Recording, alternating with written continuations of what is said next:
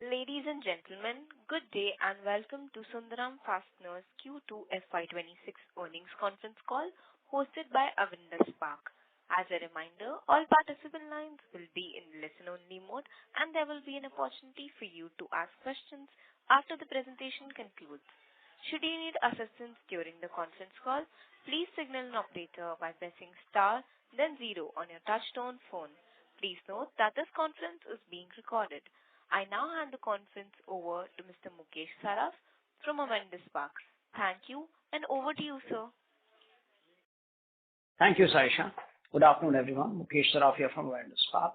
Appreciate everybody logging into this 2Q FY26 earnings call of Sundram Fasteners.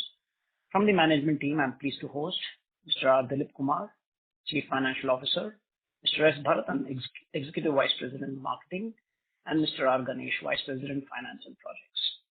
I'll now hand over the call to Mr. Dilip Kumar for his opening remarks, post which we'll begin with the Q&A. Over to you, sir. Yeah, thank you, Mukesh, and good afternoon. Welcome all to a discussion on Q2 earnings call. We've had a good quarter from the domestic market perspective, and for the half-year numbers, we have closed at 2,723 crores with profit after tax of 278 crores, which is the highest in the history of the company. And breaking down that to the quarterly numbers, we've had about 12% growth in the domestic segment. The exports have moderated as expected, and compared to 389 crores, the corresponding quarter, we have registered 338 crores.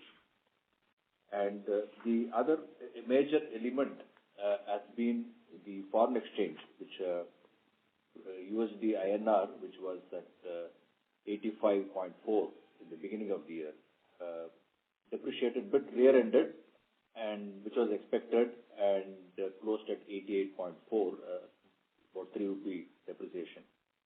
And we have benefited from that rupee depreciation in terms of the realization, also the restatement of our receivables. And we expect this trend, or rupee to stay at these levels, 88 plus. So the benefit of rupee depreciation will be captured in our exports. Apart from few insurance claims relating to the floods which happened in Chennai and other one-time items, for the quarter we have closed at 1,356 crores. Compared to 1,300 crores in the corresponding quarter. And one thing I must tell you here is that the raw material prices have shown a softening trend. We are seeing that in the two types of materials which we use, boron steel as well as the alloy steel, we have seen the prices have softened from time to time, and which is reflecting in our high gross margin, which is back to 60% plus. And again, in due to product mix and some lesser expenditure on tools, better control over stores and tools, we have managed to keep that line item under control. And the contribution has been at close to 28% for the quarter. The other fixed expenses have remained fairly stable, and we've been able to register EBITDA of 18% for the quarter.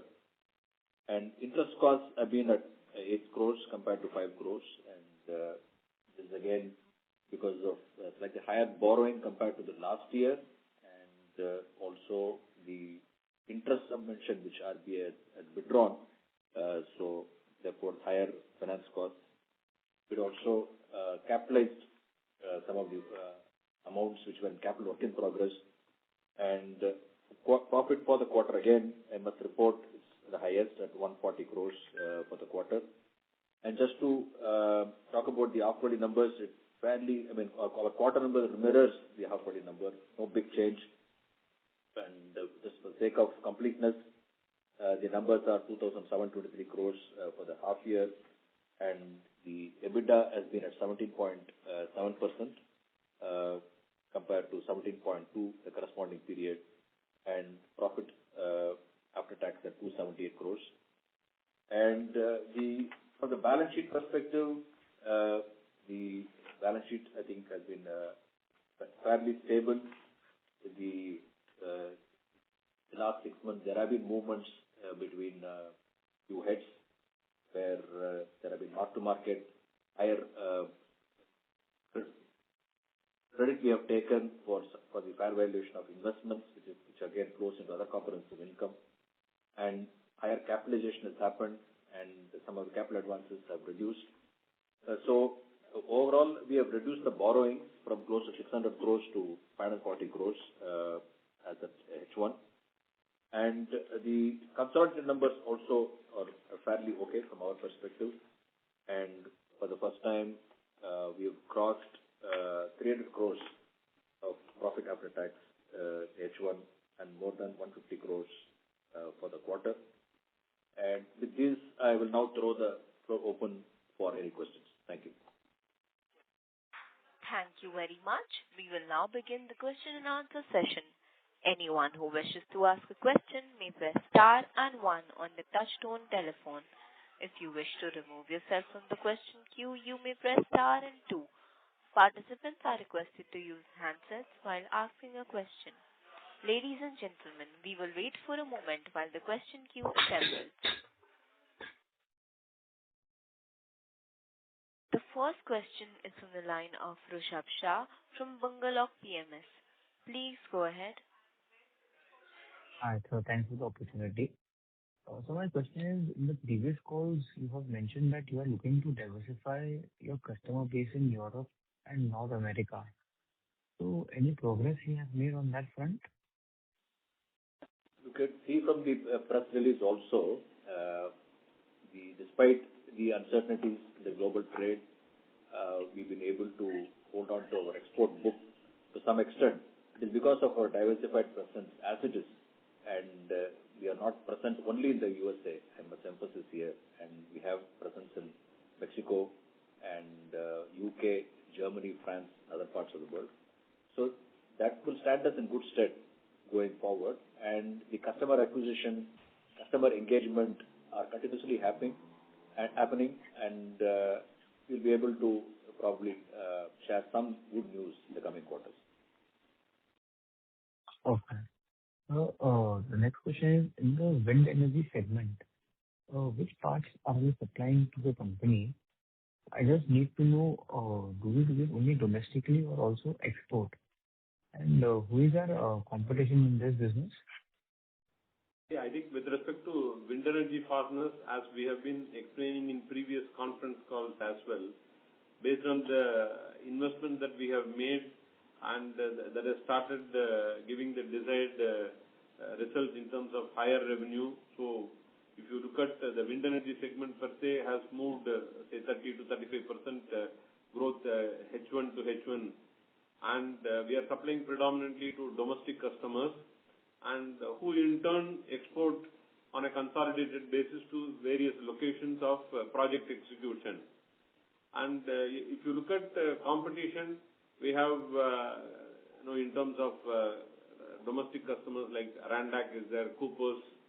So there are multiple players, but given Sundram's credibility with respect to quality, reliability, and scaling up with respect to investments, I think we are having a good revenue book with respect to wind energy.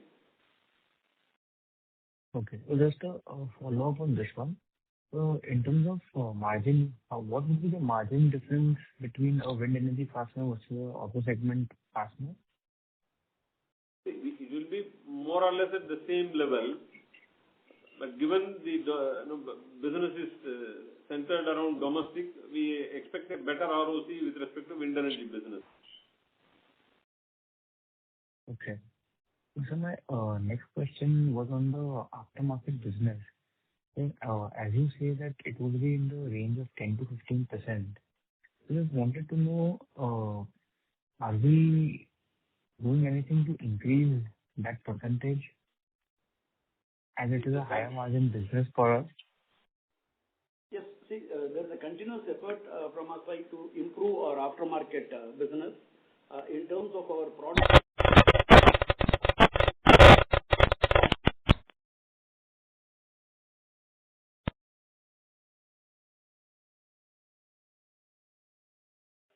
Ladies Hello? and gentlemen, the line for the management has been disconnected. Kindly hold while we reconnect them.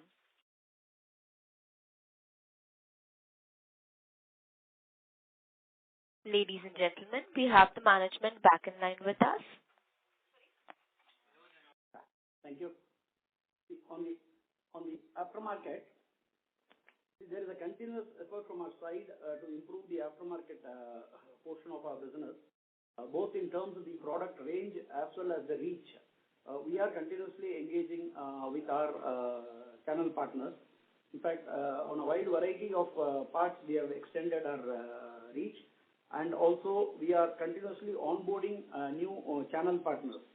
And in terms of the portion content of aftermarket in our overall business, I think we should also note that a portion in some of our streams, there is a content called OE spares, which should also be considered as an aftermarket because it goes to service the aftermarket in the whole. So there is that will push up the aftermarket content by another 5 to 6 percentage points. Okay. Thank you, sir. I'll get back in the queue. Thank you very much. Participants who wish to ask a question may press star and one at this time. I repeat, participants who wish to ask a question may press star and one at this time. The next question is from the line of Nihar Shah from Ikigai Asset Management. Please go ahead. Hi, sir. Thanks for the opportunity. So just wanted to check on the domestic, revenue growth that we've seen. So we've obviously grown faster than the market. We've been doing that for the last couple of quarters now. Can you talk about what is leading to this higher growth and market share gains in the domestic side of the business? See, on the domestic side, as you say, we have grown, we have observed from the market, mainly on account of two reasons. One, wherever we are already there, there have been some increase in our share of businesses with some key customers. That's one aspect of our improvement over the industry. The second is we've also got some new businesses in the passenger car segment and the tractor segments where we were not present earlier, and that has also led to the increase in the better performance compared to the corresponding industry numbers. Understood. And so correct me if my understanding is wrong, but I think we're over into the small car business, right, in terms of our market share within SUVs and small cars. So if that segment does pick up, then we would expect better market share gains going ahead, right? Yes, definitely. And I think the indications now with this GST rates coming up is that small car segment is also expected to pick up in the near term. So I think we are expecting better times ahead. Understood. And the market share gains that you spoke about, were those in the PV business in the small car or were those in the SUV segment? No, both. See, we are present almost equally in all the segments, and the SUV increase has definitely helped, kept us in good stead all along in the past 4 or 5 years. And now, as you know, the SUV content is about 60% of the passenger segment. And now the small cars are looking up. And this is also, and we enjoy dominant market share in the small car segment as well. So going up, we should see traction in that segment as well. Got it. Got it. And so the export segment, while we've seen a decline this quarter, and that trade war also would have impacted, could you just throw some light on where we are on the EV order execution, and if we've incrementally signed any new orders on the export EV side? On the EV segment, I would say there is a pause for the moment. I think most of the EV programs from our major customers are getting deferred, depending on and that's based on the market conditions, primarily in North America. So as of now, I think beyond what we had signed earlier, the industry itself has not moved much, and we've also not signed any new orders. But the investments are in place, both at our end and as well as the customer end. So it's not a lost game as yet. So they are hopeful of it, but it's getting postponed to the next year. And once that comes up, once we see traction in that, I think we can move on further orders on that front.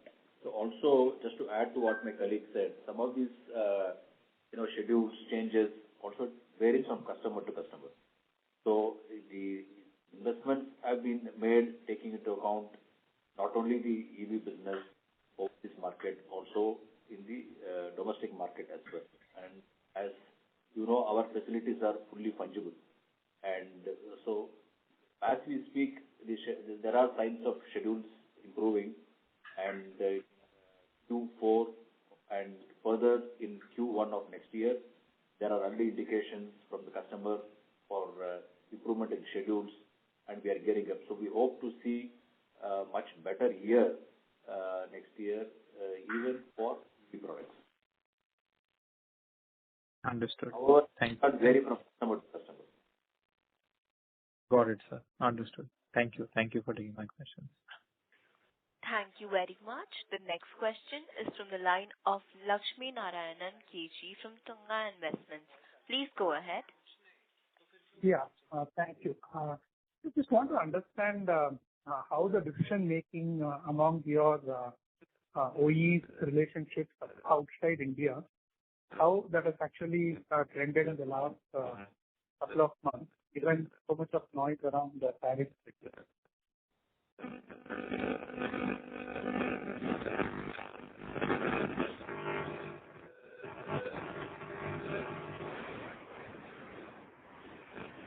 Yes, am I audible? Yeah, you're audible. Can you just repeat your question, sir? My question is that in the last couple of months, given a lot of noise about these geopolitical issues, how the decision making in our key customers, especially outside India, how that has shaped up? Is there a pause? Is there is it business as usual? Can you just elaborate on that? See, if you want a short answer, it is business as usual. But let me elaborate on that. Definitely, they are expressing their concerns, and we are expressing our concerns depending on whichever it is. On the tariffs, everybody has had an impact on this, so that's a given. And it is only on a very friendly negotiating approach that the customers have approaching as of now. And they also inform us as to what sort of the movements can happen. And so it's from a point of view of not transferring the business or taking away the business, but how to smoothen it and leverage on that. That is how the approach has been till now, and I think we are fairly confident that it will continue the way. Got it. And can you just give the mix of your domestic business between various business segments as well as the vehicle segments? With respect to the revenue pie, broadly, 58% would come from OE, and 12 to 13 from aftermarket, and 26 to 27 from export segment. That is the overall pie. And within the pie of domestic segment, if you look at approximately 35 to 40% would come from CV plus engine segment. When I say CV, it is CV plus M&HCV, LCV and engines.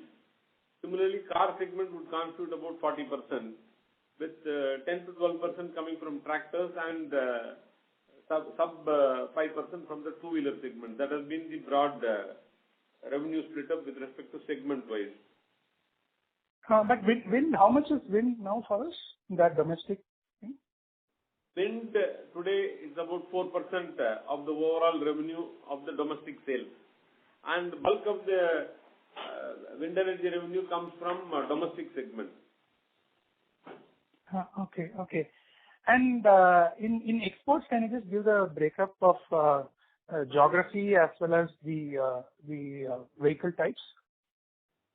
With respect to exports, the exposure to North America would be 65%, and between Europe, UK, 20 to 25, and Asia Pacific and MENA countries would be balanced. And within North America, if I look at 40% will be on the CV side and 40% on the passenger car, balanced towards off-road application as well as our aftermarket. Just to clarify, when My colleague said 65%. Within that, America is less than 50%, and we have Mexico and other countries on that side. Got it, sir. And in terms of cold forge versus fasteners, what is the mix as we speak? At a company aggregate level? At a company aggregate level, if you look at fasteners would be 35 to 40% of overall revenue, followed by pumps and assemblies between 25 to 28%, and cold extruded and sinter metal would be about 15%. Hard forging would constitute about 10 to 12%. Radiator caps about 3%. This is the broad technology or product group wise our revenue mix. Got it. And in terms of our expansion, I assume that the last 2-3 segments you mentioned, that's where the expansion has been there in the last couple of years. Can you just explain that a little more in terms of how you are, how the last 6 months have progressed in terms of these sintered/cold forge or warm forge products, etc.? See, with respect to those product segments, the expansion or investments take place based on the customer requirement, and as we work closely with the customer and we pick up signals, and accordingly we proceed with the investment decision. But with respect to wind energy fasteners, as we have been explaining in our earlier conference calls as well, we have already executed the project worth close to 100 crores of expansion. And with the given revenue uptick, we have also taken up further expansion of close to about investment of about 80 crores, which should see revenues for wind energy business kicking in additional volume from next financial year. Got it. Thank you so much. I'll come back in queue. Thank you. Thank you very much. The next question is from the line of Sahil Sanghvi from Monarch Networth Capital. Please go ahead. Yeah, hi. Good afternoon. Thank you for the opportunity. Am I audible? Yeah. Yeah. So, if you can give me the number of the exports this quarter from the standalone pie, how much would that be? 338 crores, sir. 339. Okay. So that's about a 13% YY decline. So, would this be largely attributed to the tariff-related issues, or the demand itself is something which is worrisome, and how do you expect things to improve year on? What kind of period do you expect for the improvement? I won't say it's entirely on account of tariffs, and there have been. It's not because of demand contraction for our products in a broader sense, but I think it is the market by itself, especially in America, for heavy-duty trucks, mid-range trucks, and not entirely due to that. Hello? Yeah, it is not entirely due to a tariff, and like I said, tariff has also had an impact in moderation, but it is the truck market, especially the heavy-duty trucks, the Class 8 trucks, which have, I think, underperformed, which has had an impact. See, overall, apart from the tariff impact, there has been a lot of ambiguity on the EPA 27 emission norms that are to kick in, and that has also caused some dampening in the demand. And apart from that, due to the overall economic situation, even the occasional trucks, which used to be good market, has seen some softening this year. In fact, last year, despite the drop in the Class 8 segment, the occasional trucks kept the momentum. Here now, even there, because of the construction activity getting slowed down, the occasional trucks have dropped, and it is now propped up by the federal expenditure on infrastructure. So a combination of these circumstances is what has caused the drop. And with respect to the recovery, how do you see that? I mean, at least a 6 months period, or Any ground developments over there? No, you said it. I think in the next 6-month period, we should see some recovery. Some recovery is also reported by some customers in the next quarter. But then in 6 months, I think things should improve. Like I said in the earlier part of the call to one of the analysts, we are already getting an indication from the customers to prepare ourselves for a bit of a ramp up in Q1, and some have indicated Q2. And in truck market, probably from H2. Right. Thank you. That answers my question. Thank you. Thank you very much. The next question is from the line of Himanshu Singh from Baroda BPN Paribas Mutual Fund. Please go ahead. Yeah. Hi, sir. Thank you for the opportunity. Sir, I just wanted to understand your perspective on the non-auto segment, so which has been growing faster for us. So what is the mix this quarter and what is the growth? And how do you see this trending going ahead? And what are which products are driving this faster growth for us? Thank you. With respect to non-auto, today we are at 37% of overall revenue. And this 37% includes tractors because as it gets classified as farm equipment. And apart from that, we have strong growth coming in the form of wind energy fasteners, then aerospace fasteners, in terms of fasteners for industrial applications. So these are the three growth engines where we have seen uptick, which has happened in H1 of 25-26 compared to last year. And we see that strong momentum to continue further. Okay. And sir, any new segments which we plan to enter, which we are working on and might see some announcements coming in the next, let's say, 8 to 12 months, 9 to 12 months? While we are working on, areas like stainless steel fasteners and railway fasteners, we have been supplying, in terms of small batches, but with a lot of efforts and continued customer engagement, we see those areas or segments as potential revenue earners in the next 12 months or so. Okay. And sir, last question. So on the new BIS announcements and the norms which the government announced this year, did you see any benefit from there, or should we see that in coming quarters? No, there is nothing specific, sir. And the one area where potential benefit could be if Chinese companies are granted license, and where we have sourced some of the alloy steel, anneal steel also from them. But at the moment, they have not got any license. On the fastener products, yes, we will benefit if they tighten the import of fasteners. And we have already seen the benefit of that because we made entry into the Korean major here. And so that's how things are evolving. Sure. Thank you so much, sir.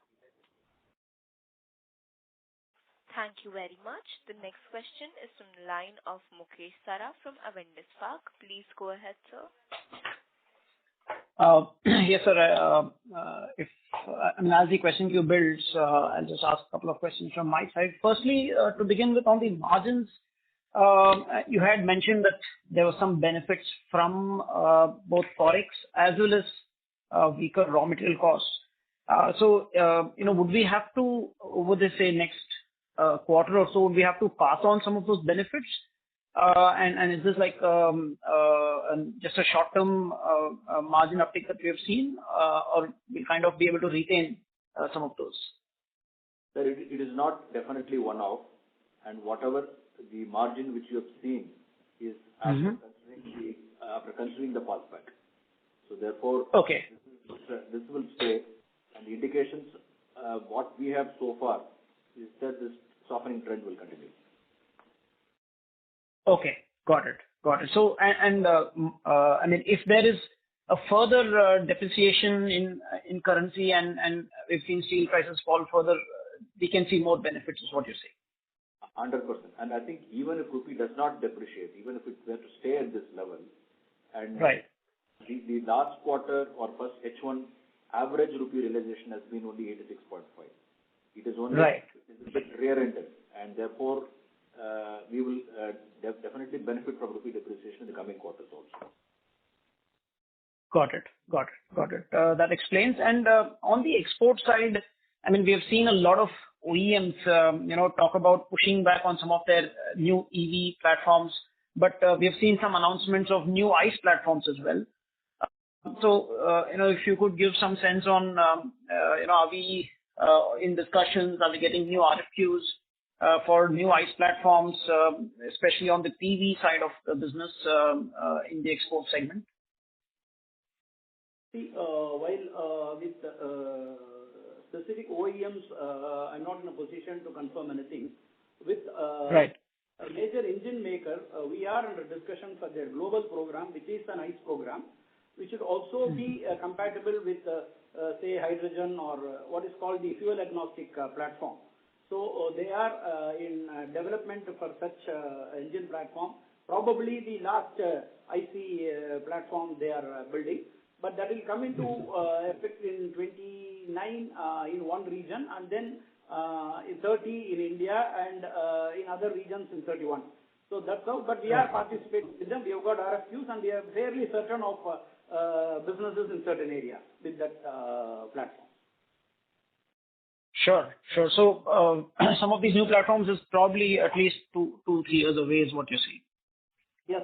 In fact, sometime back, maybe 3-4 years back, we were hearing many of them were building the last IC engine, but now Yeah. Of life. Right. Some new platforms are getting on board. Got it. That's helpful. And just lastly, from my side on your subsidiaries, if you could give some sense, a couple of points on maybe each of the subsidiaries, how things are there, sir. With respect to the subsidiaries, the first one will be on China, where we are seeing recovery in the construction segment. With respect to passenger and the CV, we are seeing the market little stable. So the construction segment is back, and we are seeing uptick in the revenue numbers. So that should keep the China subsidiary on a growth path in the coming quarters. And with respect to CPFL, that is Cramlincoln, it is predominantly based on the truck segment. And in Europe, the truck segment is going through a sluggish phase on account of the tariff impact and the demand.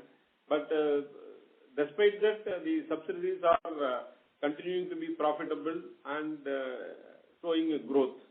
So that is how the subsidiary performance for this quarter and H1. Right. I think that's helpful. We have more questions in the queue. Sasha, if you could take them. Sure, sir. Thank you very much. The next question is from the line of Sahil Sanghvi from Monarch Networth Capital. Please go ahead.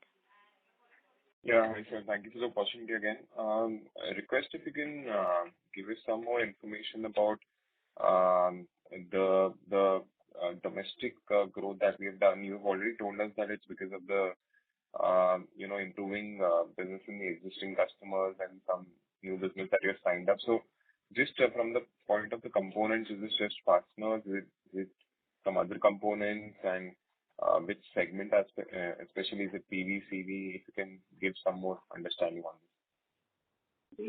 In terms of the share increase with existing customers, what I spoke about, I would categorize it as predominantly from the commercial vehicle segment. And from entry into new customers, I would primarily lay the drive from the passenger car segment. And the overall increase in the tractor segment has helped us because our participation with the tractor segment is also high. And wherever we are present, we are almost 80 to 90% share, and that has also helped us with this growth. So overall, for existing share of business, commercial vehicle and tractor, and for new business, I would categorize passenger car as the main driver.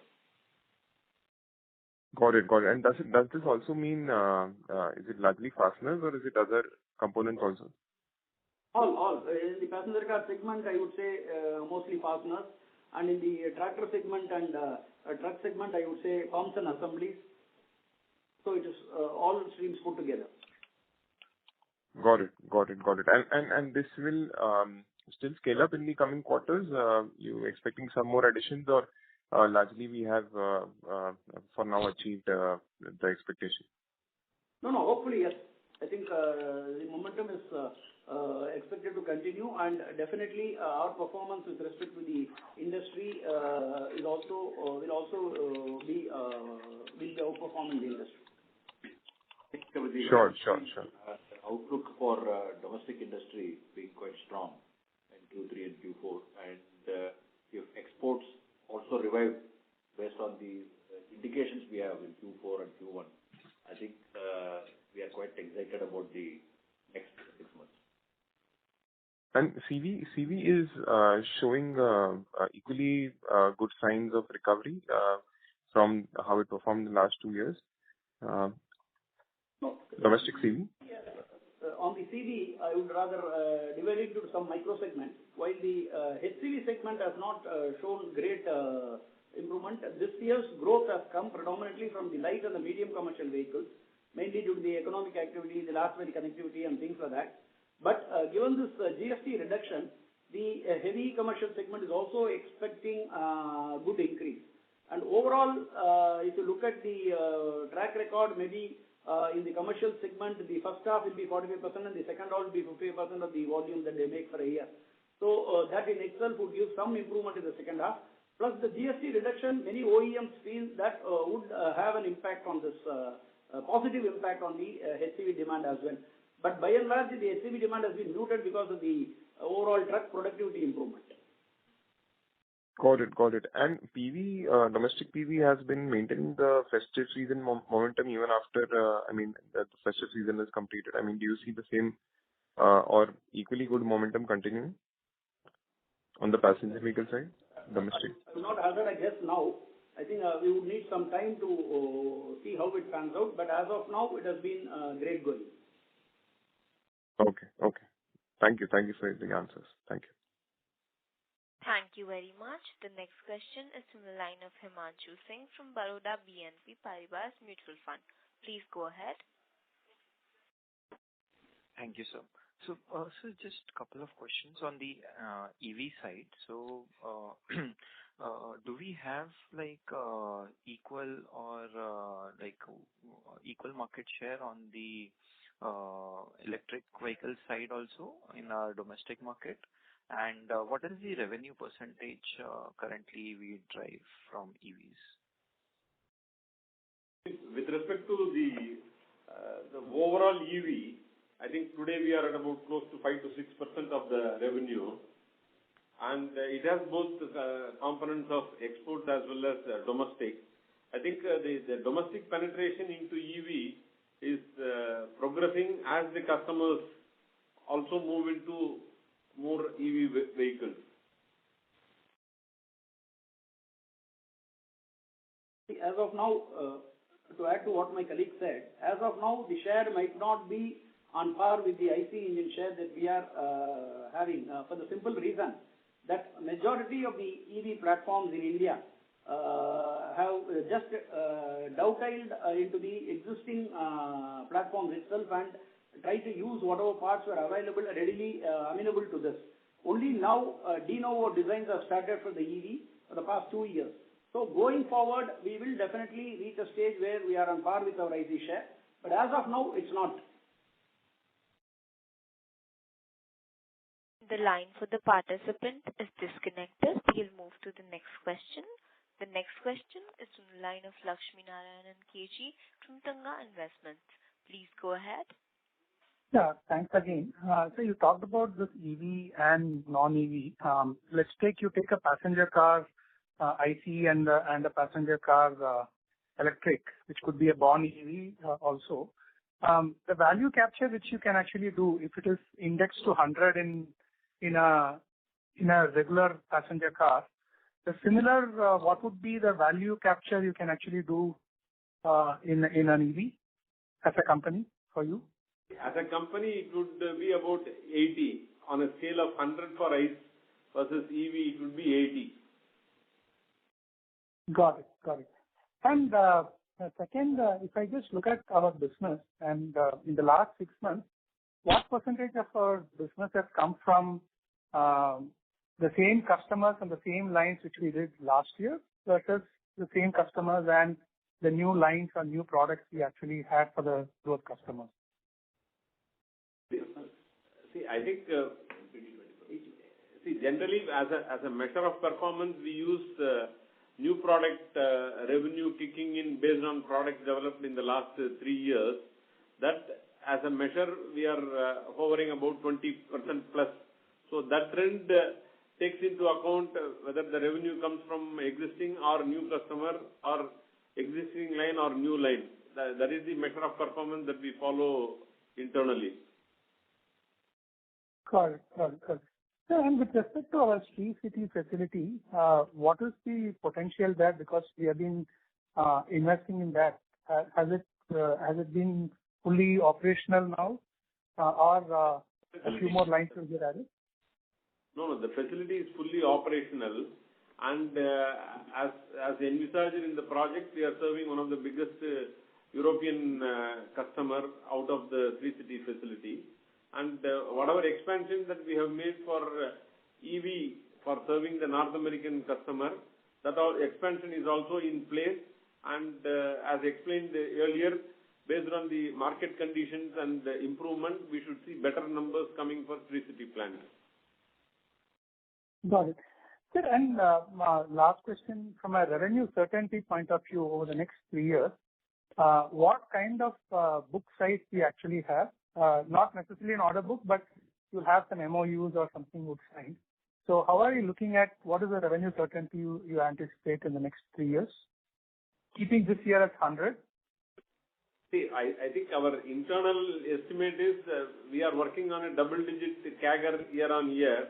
So we should position ourselves towards that number, taking a base of 100. Got it. But this is because your revenues are also linked to the metal prices, right? So when you say CAGR, how do you look at it? Is it on a constant metal price, or how do you look at that? With respect to metal prices, if there is an upward indication, customer compensates us. To that extent, the raw material cost also gets inflated. And similarly, when there is a reduction, we pass it on. So that way, we don't really factor in the cost escalation on account of metal prices. But because you talked about the CAGR in growth, so I'm just wondering, because this is keeping the metal prices same without any changes. Correct? There will be significant. Okay. If you take an entire year, it may be about 10 to 20 crores, depending on the quantum of price reduction or price increase which happens in the market. So it will not be a significant. It will not move the number by a big factor. Got it. Thank you, sir. Thank you, sir. Thank you very much. The next question is from the line of Rishabh Shah from Bugler Rock PMS. Please go ahead. So just a small question. Who are the top 5 customers for us, and how much are they contributing towards our revenue? With respect to the top customers of Sundram, it's Cummins, General Motors, Maruti, Mahindra, and Tata Motors. Amongst them, they would constitute, say, 35% of the overall revenue. Okay. Thank you, sir. Thank you very much. As there are no further questions, I would now like to hand the conference over to management for closing comments. We thank everyone for attending this Q2 conference call. We look forward to meeting you or discussing with you in Q3. And those of you who could not attend this call, we are there in Mumbai attending the Avendus Spark conference on 18th. So we look forward to meeting you there. Thank you very much. On behalf of Avendus Spark, that concludes this conference. Thank you for joining us, and you may now disconnect your line. Thank you. Thank you.